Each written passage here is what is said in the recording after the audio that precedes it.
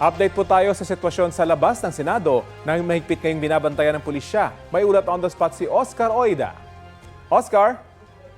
Rafi, tuloy-tuloy ang protesta na isinasagawa ng iba't ibang grupo dito sa labas ng Senado.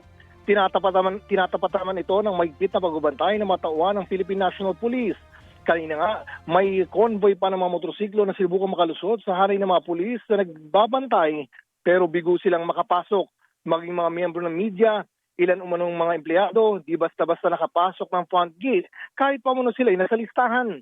Maging si Mike Defensor na nagsabing bisita siya ni Senator Marcoleta ay naharang din pero kalaunay piniyagan din makapasok pero hindi ang kanyang mga kasama. Namataan ding papasok ng Senado si Attorney Roy Rondain na kilalang abogado ni dating Congressman Zaldico. Sa kabila ng pagtatanong ng mga miyembro ng media ay naging tikom ang kanyang bibig sa kung ano ang pakay niya sa Senado.